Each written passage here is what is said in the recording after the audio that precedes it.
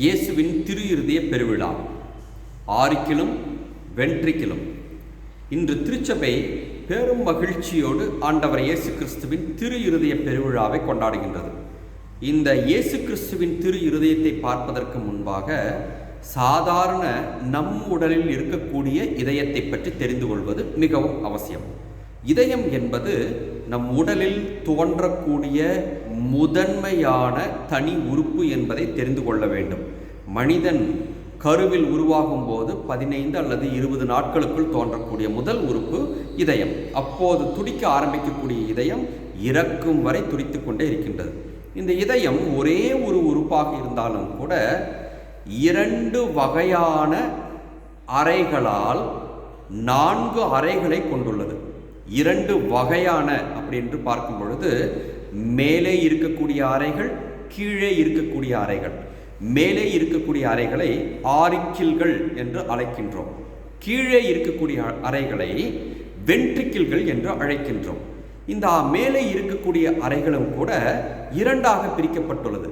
வலது ஆரிக்கிள், இடது ஆரிக்கிள் என்று. இருதயத்தை பொறுத்தவரை இந்த பக்கம் இருப்பது இடது பக்கம், இந்த பக்கம் இருப்பது வலது பக்கம். அதே போல வென்ட்ரிக்கிள்களையும் பார்த்தோம் என்றால் வலது வென்ட்ரிக்கிள், இடது வென்ட்ரிக்கிள் என்று பிரிக்கப்பட்டுள்ளது. ஆக 4 அறைகள், 2 வகையான 4 அறைகள் உள்ளது என்பதை தெரிந்து கொள்ள வேண்டும். முதலில் இந்த ஆரிக்கிளை பாருங்களேன். இந்த ஆரிக்கிள்களுக்கு என்ன வேலை? உடலின் எல்லா பகுதியிலிருந்தும் இரத்தத்தை இதயத்திற்கு கொண்டு வந்து சேர்ப்பதுதான் ஆரிக்கிள்களின் வேலை. எங்கிருந்து கொண்டு வந்து சேர்க்கிறது தெரியுமா? இடது பக்கம் இருக்கக்கூடிய ஆரிக்கிள்கள் நமது உடலில் இருக்கக்கூடிய நுரையீரலிலிருந்து நாம் சுவாசத்தின் போது உள்ளே இழுக்கின்றோம் அல்லவா ஆக்சிஜன், அந்த ஆக்சிஜன் நிறைந்த இரத்தத்தை இடது ஆரிக்கிள்களுக்கு கொண்டு வந்து சேர்க்கின்றன. இந்த வலது ஆரிக்கிள் என்ன செய்கின்றது? உடலில் இருக்கக்கூடிய அத்தனை இரத்தத்தையும், தூய்மை இல்லாத இரத்தத்தை, அதாவது கார்பன் டை ஆக்சைடு நிறைந்த தூய்மை இல்லாத இரத்தத்தை வலது ஆரிக்கிளுக்கு கொண்டு வந்து சேர்க்கின்றது. இப்படி இடது பக்கம் ஆரிக்கிளில் நல்ல இரத்தமும், வலது பக்கம் ஆரிக்கிளில் கார்பன் டை ஆக்சைடு நிறைந்த கெட்ட இரத்தமும் இருக்கின்றது. அதுவே வென்ட்ரிக்கிளுக்கு வந்து பார்க்கும் பொழுது வென்ட்ரிக்கிளின் வேலை உடலின் எல்லா பகுதிக்கும் இரத்தத்தை அனுப்புவது தான் அதனுடைய வேலை. இடது பக்கம் இருக்கக்கூடிய வென்ட்ரிக்கிள் ஆக்சிஜன் நிறைந்த இரத்தத்தை உடலின் எல்லா பகுதிகளுக்கும் அனுப்புகின்றது. அதே வலது பக்கம் இருக்கக்கூடிய வென்ட்ரிக்கிள் என்ன செய்கின்றது? நுரையீரலுக்கு கார்பன் டை ஆக்சைடு நிறைந்த இரத்தத்தை அனுப்புகின்றது. அங்கு நுரையீரல் என்ன செய்கின்றது? அந்த கார்பன் டை ஆக்சைடை மூச்சுக்காற்றாக வெளியே தள்ளுகின்றது. இப்படி இதயத்தை பார்க்கும் பொழுது இதயத்தில் நல்ல இரத்தமும் வந்து சேர்கின்றது, கெட்ட இரத்தமும் வந்து சேர்கின்றது. இதயத்திலிருந்து நல்ல இரத்தமும் உடல் முழுவதும் உந்தி தள்ளப்படுகின்றது. கெட்ட இரத்தமும், அதாவது கார்பன் டை ஆக்சைடு நிறைந்த கெட்ட இரத்தமும் உந்தி தள்ளப்படுகின்றது.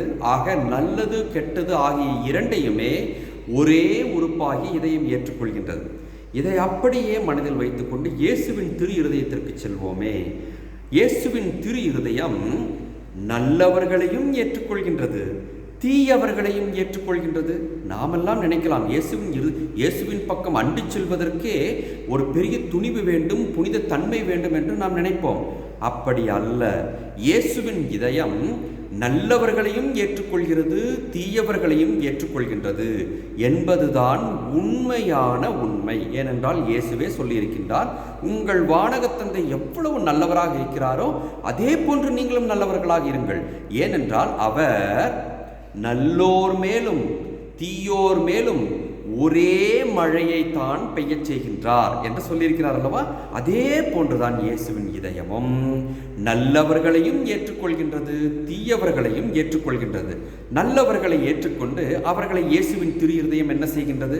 வென்ட்ரிக்கிள் ஆக்சிஜன் நிறைந்த நல்ல இரத்தத்தை உடலின் எல்லா பகுதிகளுக்கும் அனுப்பி உயிர் வாழ உதவுகிறது அல்லவா?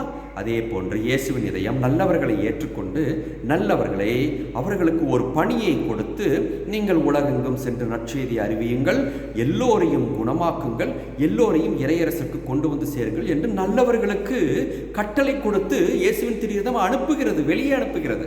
அதே சமயத்தில் இயேசுவின் இதயத்தை நோக்கி வந்த தீயவர்களுக்கு இயேசுவின் திரு இருதயம் என்ன செய்கின்றது? அவர்களையும் நல்லவர்களாக மாற்ற வேண்டும் அல்லவா? ஆகவே அவர்களை, அந்த தீயவர்களை பாவ சங்கீர்த்தனத்திற்கு அனுப்புகிறது. அதாவது கெட்ட ரத்தம் எவ்வாறு நுரையீரலுக்குள் சென்று கார்பன் டை ஆக்சைடு வெளியேற்றப்பட்டு நல்ல ரத்தமாக மாற்றப்படுகிறது அல்லவா? அதே போன்று கெட்டவர்கள் பாவ சங்கீர்த்தனத்திற்கு அனுப்பப்பட்டு அங்கு அவர்கள் பாவம் வெளியேற்றப்பட்டு அவர்கள் நல்லவர்களாக மாறுகின்றார்கள். மீண்டும் அவர்கள் இயேசுவின் திரு இருதயத்திற்குள் நல்லவர்களாக வந்து சேர்கிறார்கள்.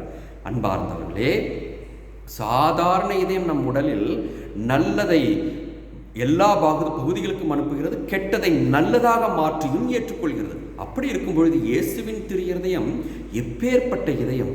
இதை நாம் யோசித்து பார்த்து, நான் தீயவனாக இருக்கிறேன், கயவனாக இருக்கின்றேன், நான் கடவுளுக்கு வேண்டாதவன் என்று யாருமே சொல்ல வேண்டாம். இயேசுவின் இதயத்தை நோக்கி வாருங்கள். இயேசுவின் இதயம் எல்லோரையும் ஏற்றுக்கொள்ளக்கூடிய இதயமாக இருக்கின்றது. அந்த இதயம் நல்லோரையும் ஏற்றுக்கொள்கிறது, தீயோரையும் ஏற்றுக்கொண்டு தீயோரையும் நல்லவர்களாக மாற்றிவிடக்கூடிய இதயம்.